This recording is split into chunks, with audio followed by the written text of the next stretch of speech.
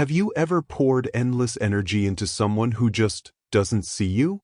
You've tried being extra available, you've tried pulling back, maybe you've even changed little things about yourself hoping this will be the thing that finally captures his attention. And yet, the result is the same: indifference. What if I told you that the reason none of it works is because you've been focusing on the wrong person entirely? According to the groundbreaking work of psychologist Carl Jung, our attempts to make someone desire us through superficial tactics are doomed to fail because they only engage the surface level of the mind. They ignore the powerful, unconscious forces that truly dictate attraction.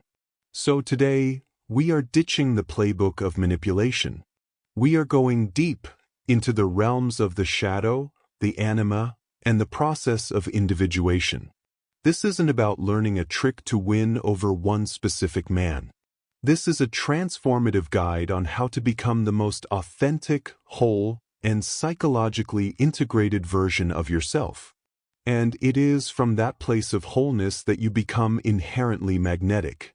The fascinating byproduct is that the man who seemed uninterested may find his entire perception of you shifting, not because you've changed for him, but because you've changed for you. This exploration is based on Jungian psychology for educational purposes. It is not about coercion, but about understanding the unconscious dynamics that influence genuine connection, which must always be rooted in free will and consent. To understand why our usual strategies fall short, we have to start with a fundamental Jungian idea. The vast majority of what drives human behavior, especially attraction, doesn't happen in the bright light of our conscious awareness. It happens in the depths of the unconscious. We like to believe we are rational actors making clear-eyed choices, but in matters of the heart, we are often being pulled by strings we cannot see. This is the first and most crucial thing to accept. You are not dealing solely with the conscious man in front of you. You are engaging with the invisible world of his unconscious and your own. This is the real playing field, and most people don't even know the game is being played there. This brings us to two of Jung's most critical concepts. The first is the interplay between the persona and the shadow. Think of your persona as the mask you wear to navigate the world. It's the curated version of yourself you present at work, to your family, and especially on a date. It's not inherently bad, it's a social necessity. But the problem arises when we meet someone we're intensely attracted to. We instinctively polish that mask to a high shine, molding it into what we imagine they desire. We become the cool girl who's always up for anything, the intellectual who mirrors his interests, or the nurturing caretaker who anticipates his every need. We believe this perfected facade is our best shot at being loved. But it has the opposite effect. Because a polished mask, no matter how attractive, is still a mask. It's two-dimensional. It lacks the texture, the contradiction, the raw and real energy of a full human being. On an unconscious level, people can sense this inauthenticity. It registers as boring because it is predictable and safe. It offers no mystery, no depth, and therefore no true challenge or intrigue. It asks nothing of the other person because it is not real. The very thing we think will make us desirable, this perfect performance, is what makes us forgettable. The second and perhaps more powerful force at work is projection, specifically through the Jungian archetype of the anima. Jung proposed that every man carries within his unconscious a buried, internal image of the feminine. This isn't based on his mother or any one woman, but is a cumulative, archetypal image formed over a lifetime and across generations. This inner image, the anima, is composed of all his unconscious beliefs, expectations, fears, and ideals about women and the feminine energy itself. And here is the critical part: he doesn't consciously know this image exists.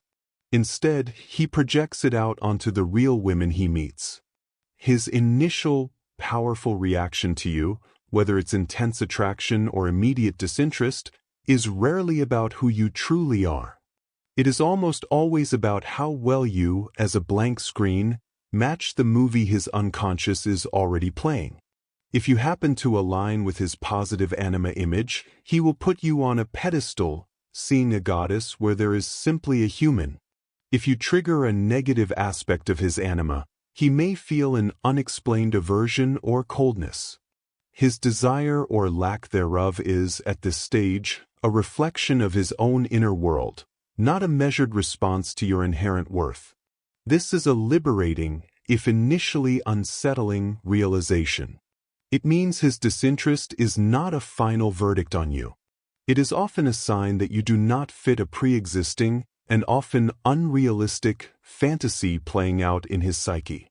Therefore, your goal can never be to contort yourself to match this phantom projection. That is a losing battle that requires you to erase yourself.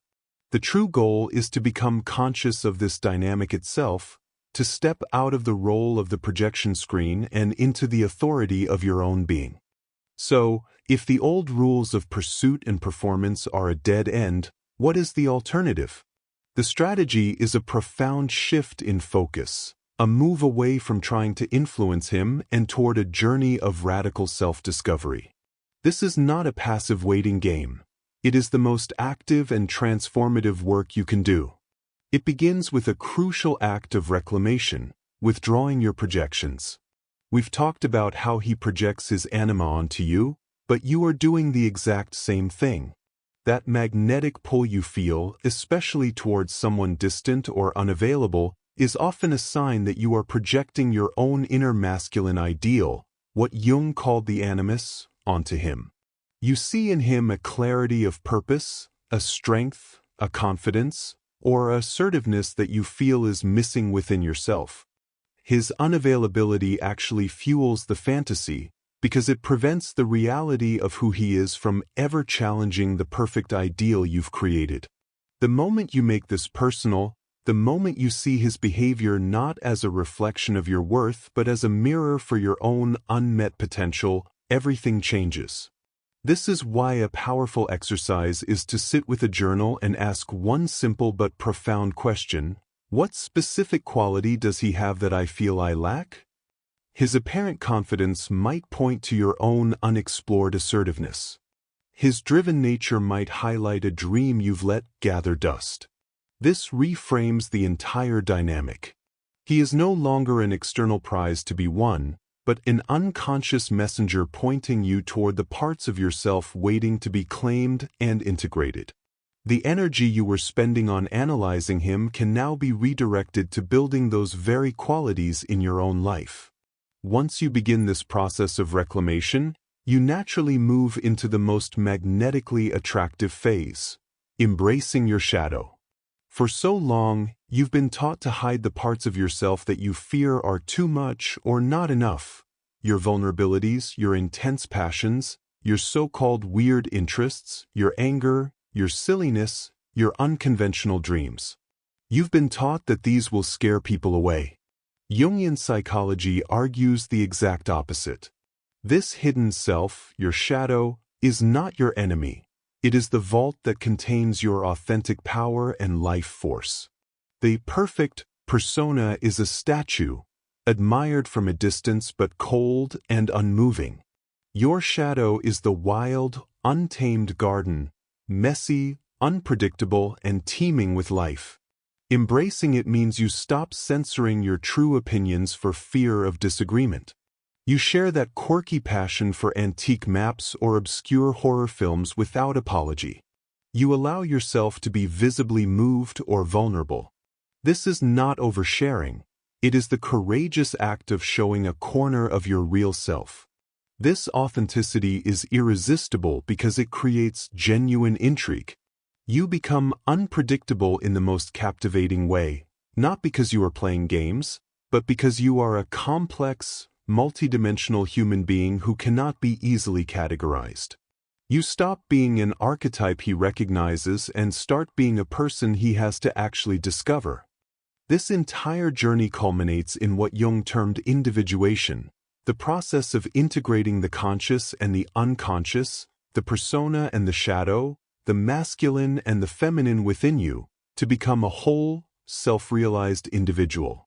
This is not about achieving a state of perfection, but of profound completeness. And this state of being is the ultimate aphrodisiac.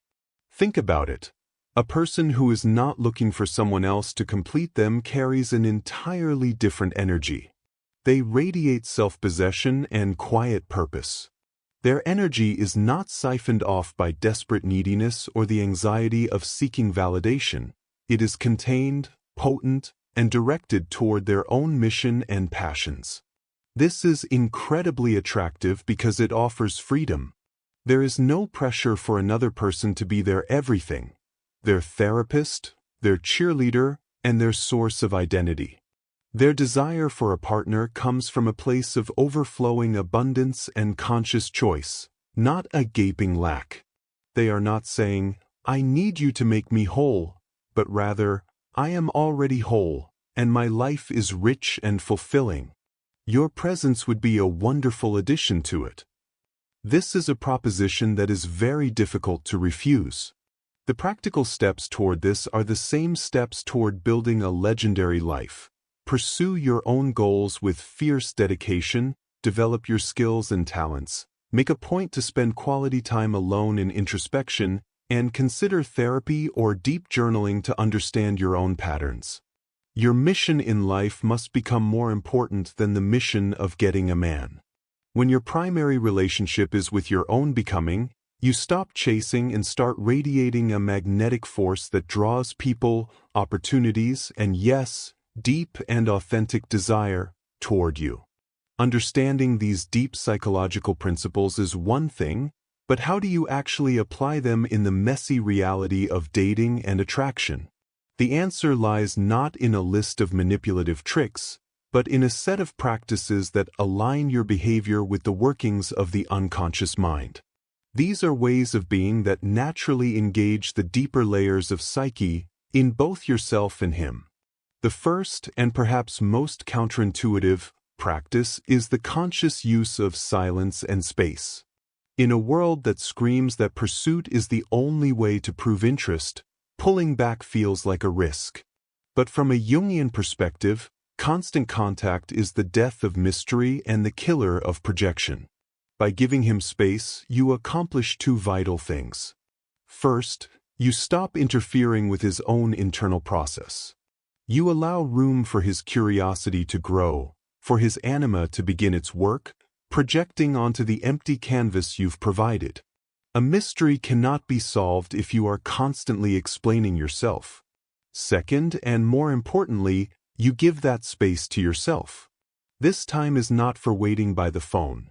It is for actively recentering in your own life, for pursuing the hobbies and goals that fuel your individuation. This practice ensures that when you do interact, you are coming from a place of fullness, not lack, which fundamentally changes the energy of the exchange. The second practice involves changing the very language you use to communicate. The conscious mind speaks in logic and direct statements, but the unconscious, the realm where true attraction is forged, speaks the ancient language of symbols, metaphor, and dreams. A blunt statement like, "I like you, we should date," engages only the conscious mind, which will analyze, judge, and often retreat. It presents a conclusion with no journey. Instead, learn to speak in a way that invites the unconscious into a conversation. Saying something like, "That conversation felt like stepping into a strange and beautiful painting," or, "There's a quality about you that reminds me of an old myth I can't quite place," does something magical. It doesn't state a fact, it presents an image. It engages his imagination and forces him to lean in, to wonder, to try and solve the poetic puzzle you've offered. You are no longer a person stating your case, but a doorway into a more fascinating world, and that is an invitation very few can refuse. You are speaking directly to the part of him that makes decisions without rational thought. This leads to the third practice, which is perhaps the most powerful display of psychological maturity, learning to become a mirror instead of a reflection. A reflection is what we discussed with the persona. It simply shows him what he wants to see, reflecting his expectations back at him. A mirror, however, is neutral and honest. It reflects back what is actually there, without judgment or distortion. In practical terms, this means you stop anxiously absorbing and matching his energy. If he is hot and cold, instead of playing the same game or begging for consistency, you simply, calmly, and neutrally observe the behavior aloud.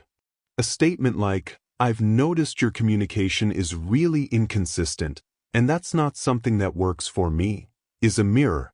It does not chase, it does not plead, it does not play a game. It merely reflects the truth of his behavior back to him, allowing him to see it clearly, often for the first time. This act is incredibly powerful because it demonstrates firm boundaries and a strong sense of self. It forces him out of his own unconscious patterns and to confront the consequences of his behavior, not because you are punishing him, but because you have too much self-respect to pretend it's okay. Finally, all of this is underpinned by the cultivation of mystery, or what the poet Keats called negative capability, the ability to be content with uncertainties and mysteries without reaching for fact and reason. This is the conscious decision to have an inner world that remains yours and yours alone. It is the understanding that you do not need to share every thought, every past history, or every daily detail on a date to build intimacy. In fact, oversharing often kills it. True magnetic allure comes from being a person who is inherently interesting to themselves. When you have a rich, private life filled with creative pursuits, deep friendships, and personal passions that have nothing to do with him, you become a puzzle. You are a book with fascinating chapters yet to be read, not a pamphlet he can skim in one sitting. This mystery is not about being secretive or deceitful. It is about being so complete in yourself that no single person can ever know every part of you. It is the quiet confidence that you are your own greatest adventure and that anyone else's attention is a privilege, not a necessity. This makes you not an open door to be walked through, but a compelling universe to be explored. This entire journey begs a very real and vulnerable question. What if, after all this inner work, after withdrawing your projections, embracing your shadow, and standing firm in your wholeness, he still isn't interested? What then? Our cultural conditioning screams that this is the ultimate failure, the final proof that we weren't good enough. But from a Jungian perspective, this is where the most profound alchemy occurs. This is not a failure. It is the final and most important stage of the transformation. If you have genuinely undertaken this work and his interest doesn't follow, it is not a sign that the psychology is flawed. It is the clearest possible sign that it has worked perfectly. You have successfully broken the old pattern. The goal was never to contract yourself into a shape that would fit his desires, but to expand into the fullness of your own being.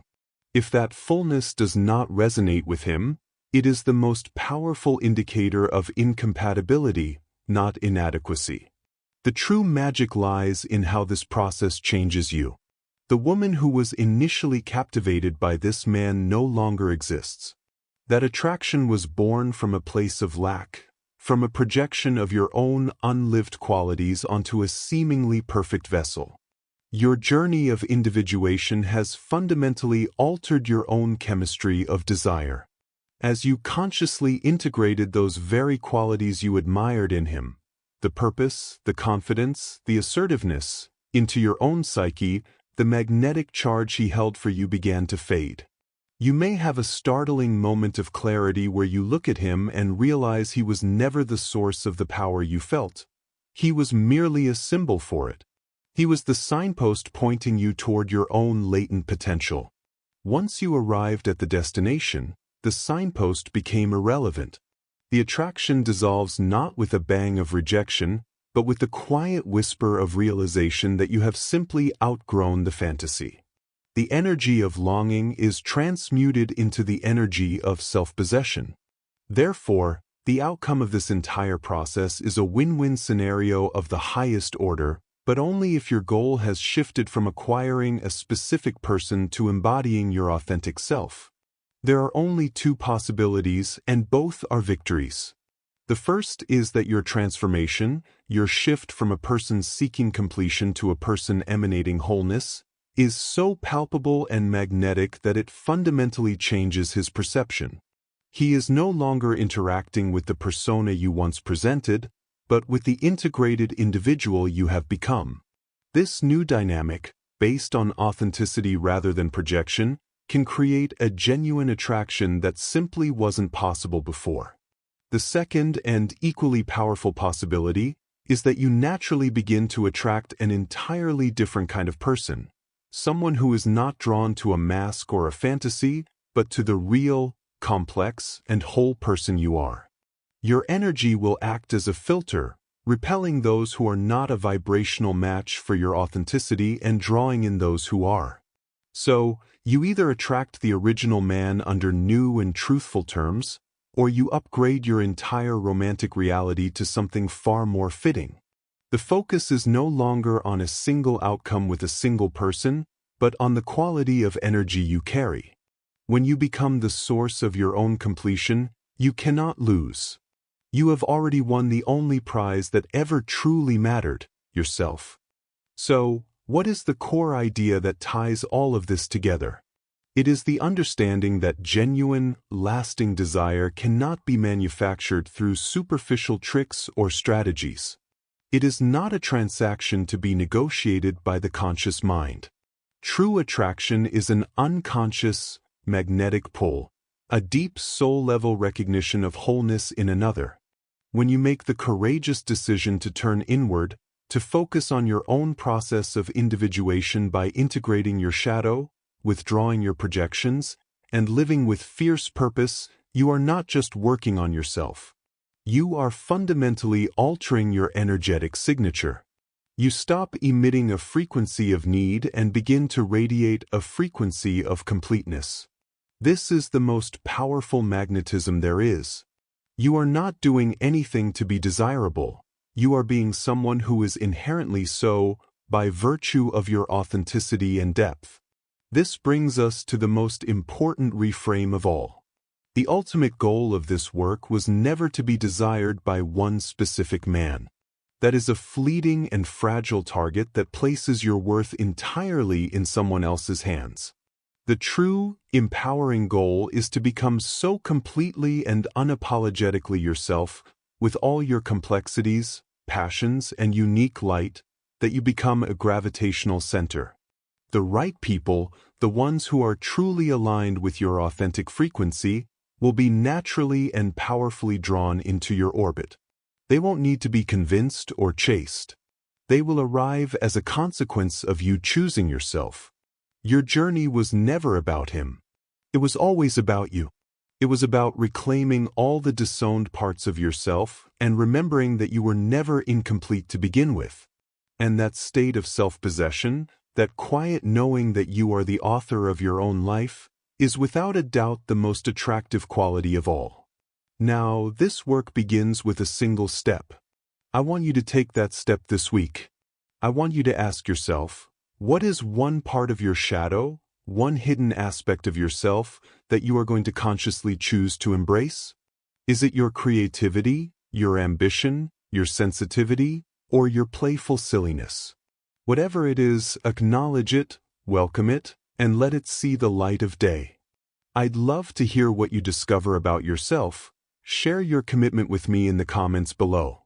If this deep dive into the unconscious mind resonated with you, and you want to understand more about these powerful forces, please like this video and subscribe to the channel.